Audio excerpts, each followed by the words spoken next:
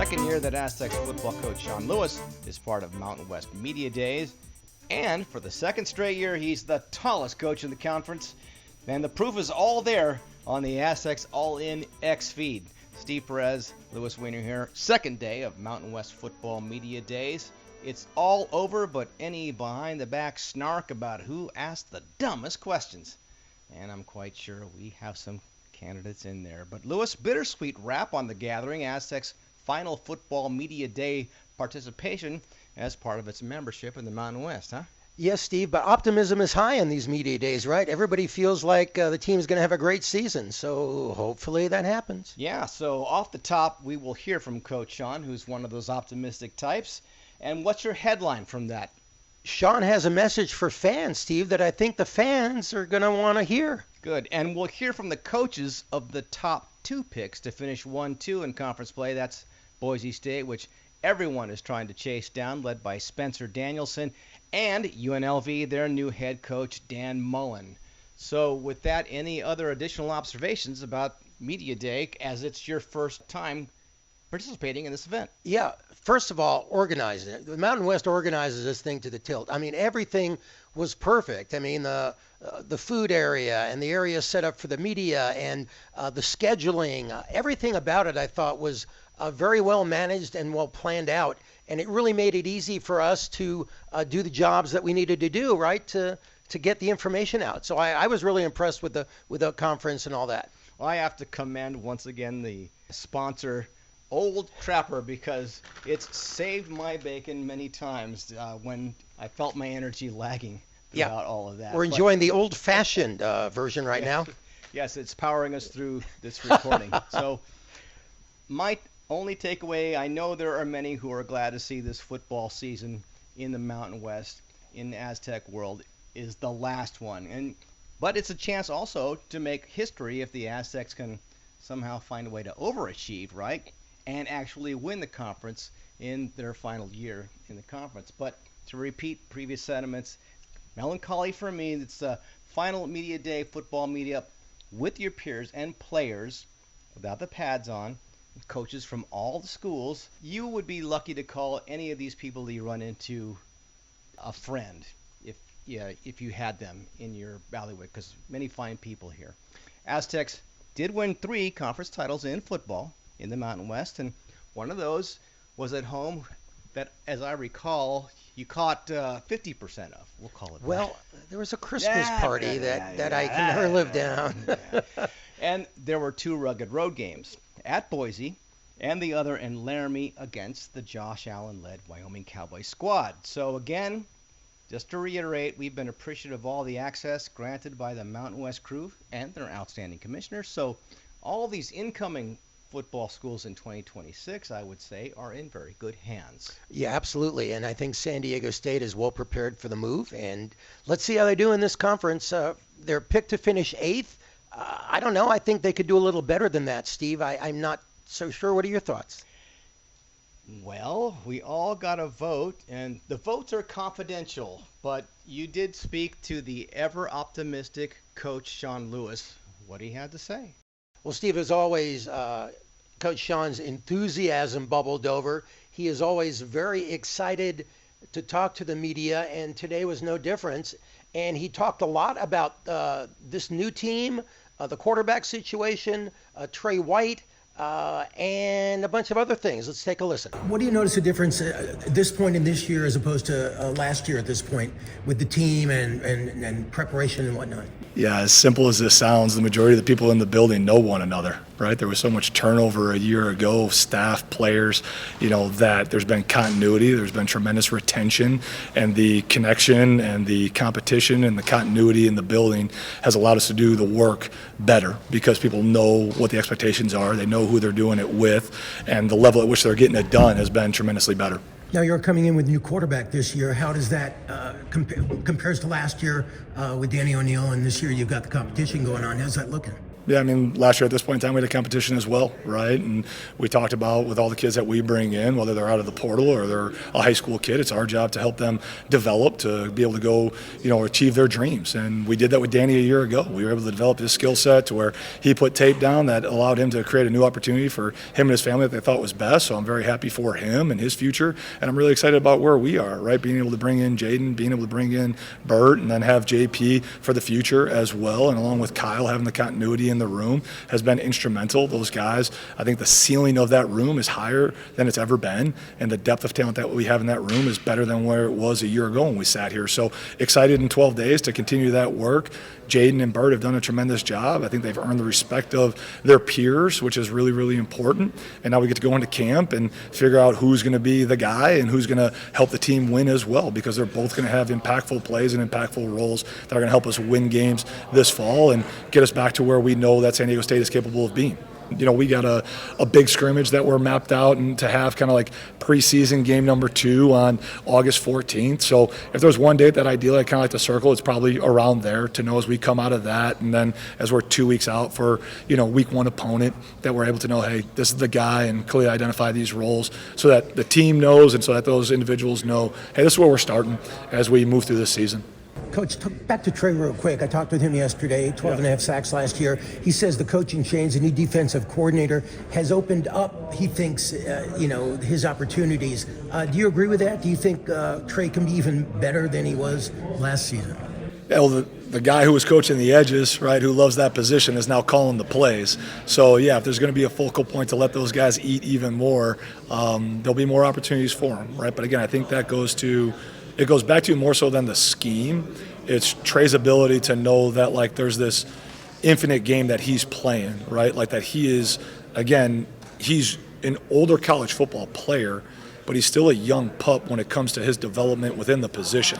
So scheme and call aside, his growth as a player and again, as a craftsman, right, the nuance and the detail of being firm against the run, being able to transition in play action pass to attack the passer, being able to have a deeper repertoire of moves when it comes to getting after the quarterback in those known passing situations, I think that ultimately is going to lead to more production for him than any individual play call that, Coach Ulrich is going to make. It's more about his day-to-day patterns of behavior and who he is and his this burning desire that he's never satisfied, he's not comfortable, he's not complacent, he wants to push. Like the same way that he's working right now was no different than a year ago, whether he was a known entity now versus a year ago when no one, we knew who he was, but we didn't know what he was truly capable of, right? And again, seeing him yesterday when I got off the plane, hey man, congratulations, you're picked preseason defensive player of the year, woo, woo, woo. He's like, all right, so what, now what? Doesn't matter, let's go get better. Hell yeah, right? That's the ethos of who we are. When we say, hey, let's improve and compete today, let's have +1 moments. That's got nothing to do with how many cameras are in front of you, what label's been put on you. Trey's internal drive and his internal standard is higher than what anyone else is ever going to say about him, including myself. Coach, talk about 11 returning starters on defense. That's sort of unprecedented these days in college football. Talk about the players that are returning and just the fact that they are returning. Were you expecting that? Was I expecting it? Yeah, right? I think our staff does a tremendous job day in and day out of pouring into our young men, understanding what drives them individually, understanding what their dreams and their goals are, but yet also instilling upon them that as important as you are, nothing's more important than the team. The individuals that we have in our locker room come from great families, really, really high character kids that want to be a part of something special and understand that what we're building is something special. And so all those factors, along with being able to live in paradise, be able to be a part of an ascending program, and to be able to achieve all their dreams, led us to be able to retain the talent that's in our locker room. And none of that, I say all that, and that's really, really hard work. And I commend our staff and the kids for the work that they've done. And then hitting the reset button of sorts to be able to redefine who we're going to be this year as we go forward. It's great that 11 guys from a year ago are coming back. But if those same 11 individuals, right, the same 11 individuals that led to a 3-9 team come back, and we're not any better, then how are the results going to change, right? And it's no different for me as a coach. Like, if I'm not better than a 3-9 head coach, we're going to be a 3-9 team again, right? And so just because you're coming back and time has passed doesn't necessarily mean that, okay, hey, like, we're better now. Like, you have to be intentional, you have to be purposed, you have to have a focus about getting better as you go forward, which each one of those young men have done. And again, you see that in the level of competition and how they've gone about their work and the eagerness to get to camp here in 12 days to continue to build this thing into something special.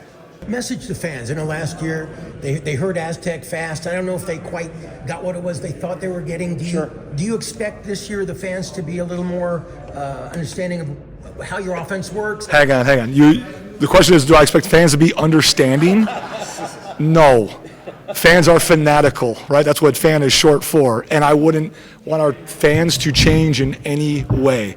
Again, like college football rivalries, fans and the passion and the pageantry and the tradition for the fan base wanting you to win right now, hell yeah.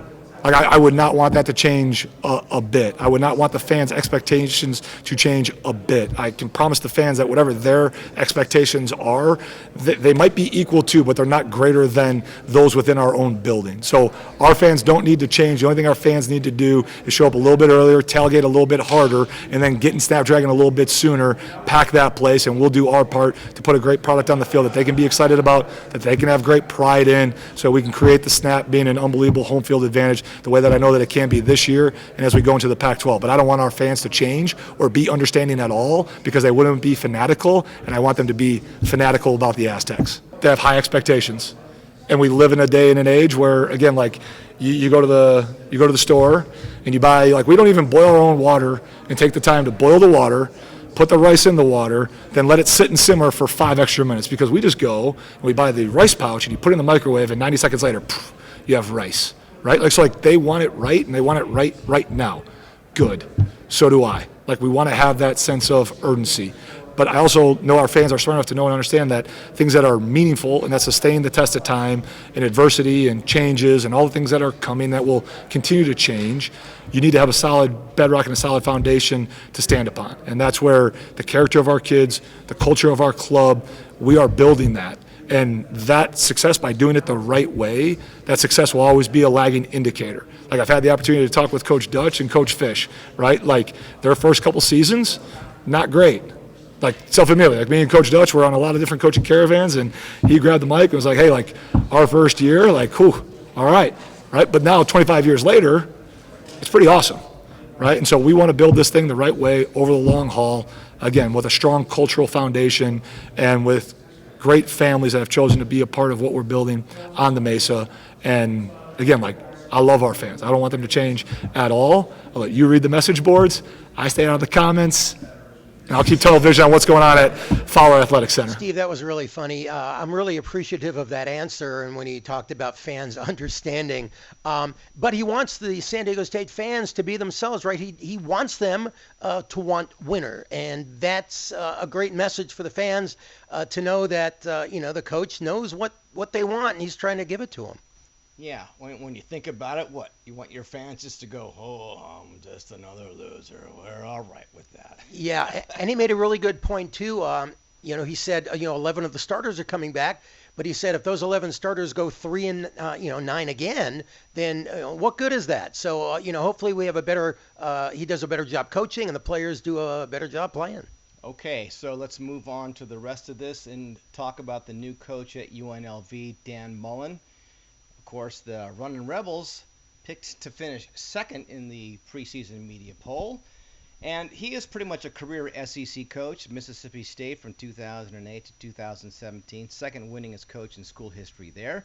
Then on to Florida in 2017, went 10-3 his first year, finished number 7 in the AP poll, notched a big win in the Peach Bowl over Michigan. Big time experience, right? 11-2 the next season with an Orange Bowl win. But then the Gators faithful, as we've talked about, their fans, they have no interest in the long run or letting a few losing seasons pile up. And by the third year, the wins dropped to 8, right? The grumbling from the stands begins. In the 2021 season, Gators started out 3-1, number 10 ranking, but then upsets, a fact of life in college football. Florida's record slipped to 5-6 on that season, and that was it for him. Walking papers. He spent off-time volunteer coaching, doing some broadcast work, and then the UNLV job opens up. Here he is. So, since December, he's been trying to build on what Barry Odom and interim coach Del Alexander have set up. He thinks the Rebels, the media's pick again, to finish second in the Mountain West, have a chance to be pretty good with some caveats. Here's a sample of his thoughts. And remember, the media days are hosted in Vegas at Circa, so he's got a big contingent of Las Vegas media hanging on every word. The problem is, I like our team. I don't know the league though, so that's the hard part. When you're going comparing it, for me, how do we compare to Utah State, to Boise State, to Fresno, to New Mexico? How are we comparing to all the different teams within the league? I don't know them that well. I don't know them inside and out. I spent, holy cow, like 20-some years in the SEC. It felt in the dog years. That's a long time. It was like 80. But you have a book. You have your book on the coaches. I mean, you knew every D coordinator, every O coordinator. You knew, hey, back 15 years ago, we did this in this game, or this happened in that environment, and so I'll be learning a lot as the season goes on, learning a lot about the league, learning a lot about the teams, learning a lot about the travel, the environments we're going to, what it's going to take to win in different environments. I'll be learning with a lot of our players. I look at this conference and the strength of this conference, the expectation of the champion to go on to the college football playoff in the conference. So I want to build a program that not just has the opportunity to compete in the Mountain West, but also if you get on the big stage in the college football playoff, to go compete and win those games as well. So if that has to mean that we're going to run a program like an SEC team or an ACC or the Big Ten, we're going to go do that so that we can be on that level and compete with those guys. So the carrot out there for all the teams, whether it's the Mountain West this year or the recomposed Pac-12 next year, college football playoff appearance. Boise grabbed it last year. Conference champion from the G5, also one of the 5 highest-ranked conference champs. Boise State sets the bar, makes the field of 12 in the CFP, but then trounced by Penn State in the VRBO Fiesta Bowl. Coach Spencer Danielson meets the media today, and in the following compendium of his takes, we covered this. For starters, great season, but it's over. On to the next. Other questions I had involved any takeaways he and the program might have gained from that experience, being one of the last 12 remaining college football teams in the nation still standing. Anything he might share that he learned from it. Also, Boise State, one of those fortunate programs that has plenty of coaching continuity, which he addresses. Then, two, all football teams at any level. All stars with the big guys up front on both sides. This year's Bronco squad looks like it's not going to miss a beat. There are 2 Boise State players picked for the Mountain West preseason all-conference team on the offensive line, including Cage Casey. 2 guys on the DL that included Jaden Virgin Morgan. Both those guys believe they have the best fronts on their side of the ball. Going against each other in practice makes game day much more simple. Danielson backs him up, so his comments on that. And finally, it's football. So it takes a certain amount of what I call controlled crazy. But then Cage yesterday took it up a step, saying he couldn't wait for the first day of practice because he knew he was going to go at it at some point after the whistle with Jaden. That's just the way it is, right? So if you're still with me, here's Coach Danielson on all those topics. Every year's a new year, all right? I mean, you got last season, so proud of our team. Thank you, Jesus, for all the things we were able to accomplish as a team. The second that season was over, it's a whole new team. Because even our guys that are still there, they're going to be different players than they were a year ago. So guys that we've lost, either graduated or left in the transfer portal, they're not a part of our team anymore. We need guys to step up and grow and develop. I'm really excited about our team this offseason and how they've been able to do that. That's where this summer I've called it the edge. Why is it the edge? Because that's something to prove every single day. Nobody cares what you did last year. We've been picked to win the Mountain West 15 straight years and haven't always done it. So last year, 13 of the top 25 schools named in the preseason ended the season unranked. So what you've done in the past doesn't matter. It's all about what you're going to do going forward. No different for our players, no different for our team. And so that's our biggest push right now with 40 whatever days till kickoff. Yeah, it was an amazing experience for us as a team. I think just like anything, when our team in January last year said we're going to go make the playoff and actually did it, that's uncommon. When you actually go put the work in to achieve something that's never been done. But now, fast forward, learned a lot from last season too. There were some amazing things. There's a lot of things we need to improve on. I told our team, we lost to Penn State. That happened. Let's learn from this game. Let's learn from last season so we can be better in the future, because the goal is to get back there and win that game now, right? That's the next mountain we're climbing, and that starts with South Florida. So looking at that game, how we prep for that game, how I set up practice schedule, I mean, I've looked at it all holistically and feel like experience and learning from your experiences, reflecting on your experiences, that's how you grow. And being able to go through that moment, learn from it, go back and reflect on it, and even learn any more, feel like we're ready even more for that moment the next time it comes. Yeah, I think that one of the biggest things was just with that month off from the championship game to the game itself, my mentality going into those couple weeks was we were so banged up from the long season just to get our team fresh, and I probably pulled a little bit back too much in regards to starting defense versus starting offense. I'm a big believer in playing football against each other. I'm not going to do that next time we're in the playoff. We're going to still do some good on good because our guys need to keep the speed of the game. A month away from the speed of the game is too long, and that's a mistake I made as a head coach. Every single one of our staff members had job opportunities to leave Boise State and turn them all down, right? That's because they feel called to what we're doing here. I believe God's called me to Boise State to have an impact. So do they. And yes, on the field, but more importantly, develop these kids for life. It has to be more than just the football aspect, or else you just go to whatever job calls you that pays you a little bit more money. Our staff is different, and that's why I love being around them. That's why it's such a special place. Yeah, I think just competition and iron sharpens iron. I mean, Cage Casey versus Jaden Virgin-Moore, one of the best offensive linemen in the country, one of the best edge rushers in the country. You go at it every single day. That makes you individually better. That makes our team better. I mean, and that's what Boise State's been built on for a lot of years. Like we talked about the amount of years we're picked to win the conference. It's built on blue-collar mentality, blue-collar work ethic when no one knew about Boise State. That's what it's been built on, no different now. And that's what, I mean, I tell our team, heavy is the crown. You don't want to be a part of a team, don't come to Boise State. Heavy's the crown. And that comes from your blue-collar work ethic, that iron sharpens iron, where I'm going to compete my tail off against my teammate.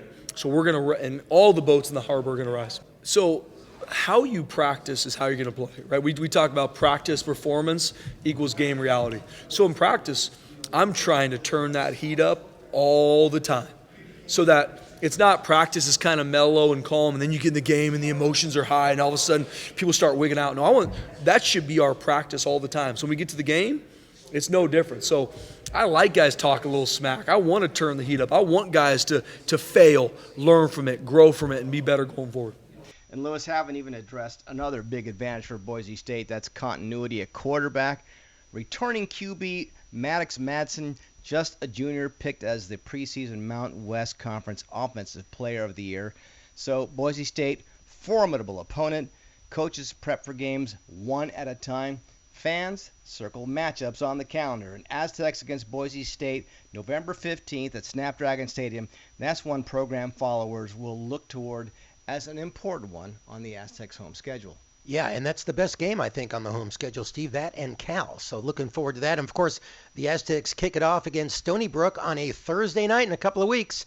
So get ready. No television, I don't think of that. So you may have to be there, right? Right. Well, that's TBA. They might still pull something out of their hat on that one. You never know. But what I do know is that will wrap up this edition of Aztecs All In. Thank you for hanging out with us in Las Vegas at Mountain West Conference Media Days. You can follow us on the X, Aztecs_all_in. You can also drop us a line, aztecsallin@gmail.com. And of course, subscribe or follow wherever you listen to your favorite podcast. So for Steve Perez, I'm Louis Weiner. Until next time, so long.